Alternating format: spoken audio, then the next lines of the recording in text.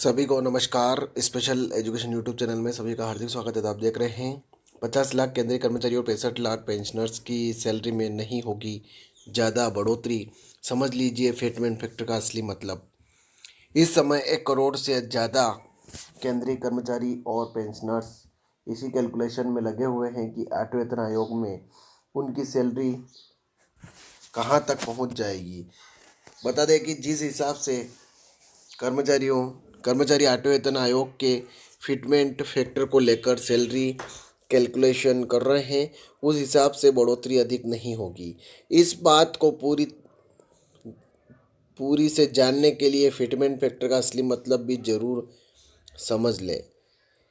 केंद्र सरकार के विभिन्न विभागों में कार्यरत 50 लाख केंद्रीय कर्मचारियों और सेवानिवृत्त हो चुके 65 लाख पेंशनर्स आठवें वेतन आयोग के तहत तगड़ी वेतन बढ़ोतरी की उम्मीद लगा रहे हैं, लेकिन इस बार अधिक वेतन बढ़ोतरी नहीं दिखेगी। इसका कारण यह है कि वास्तव में सैलरी हाइक का आधार बनने वाले फिटमेंट फैक्टर को सही से अधिकतर कर्मचारियों ने समझा ही नहीं है। वे अपने अनुमान से वेतन की कैलकुलेशन करने में लगे हैं। वास्तविक वेतन बढ़ोतरी कितनी होगी, इसके लिए पहले फिटमेंट फैक्टर का सही मतलब जरूर समझ लें। इसके बाद ही सही से सैलरी हाइक के फार्मूले को समझ पाएंगे। फिटमेंट फैक्टर ऐसा करता है काम। आमतौर पर कर्मचारी यही मानकर चलते हैं कि अगर किसी वेतन आयोग में फिटमेंट फैक्टर जितना होता है, वेतन और पेंशन में भी उतने गुना बढ़ोतरी होगी। बता दें कि यह जरूरी नहीं है।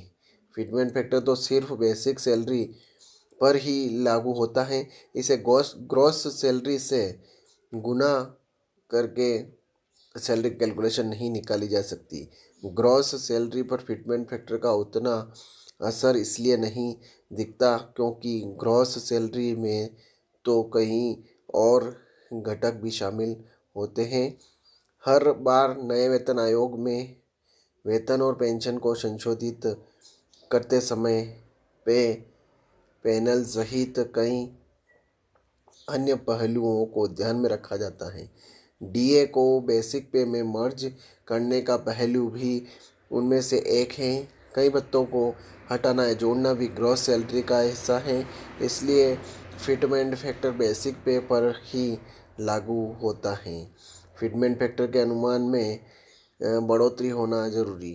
फिटमेंट फैक्टर के अनुपात में सैलरी और पेंशन में बढ़ोतरी हो यह जरूरी नहीं है, क्योंकि सरकार की ओर से सातवें वेतन आयोग में 2.57 फिटमेंट फैक्टर तय किया गया था। इससे बेसिक पे 11,000 रुपये का उछाल आया था और सैलरी 7,000 रुपये से सीधे 18,000 रुपये हो गई थी। वास्तविक बढ़ोतरी के हिसाब से लेवल 1 से लेवल 3 तक के कर्मचारियों के वेतन में औसत रूप से 15% की बढ़ोतरी की गई थी। इतनी ही बढ़ोतरी पेंशन में भी हुई थी। लेवल 4 से लेवल 10 के कर्मचारियों को ज़्यादा वेतन बढ़ोतरी मिली थी। छठे वेतन आयोग में फिटमेंट फैक्टर 1.86 रखा गया था, लेकिन वेतन और पेंशन में 54% की बढ़ोतरी हुई थी। इस हिसाब से पता चलता है कि फिटमेंट फैक्टर ज़्यादा हो तो कुल वेतन में उतनी ही बढ़ोतरी हो यह जरूरी नहीं है।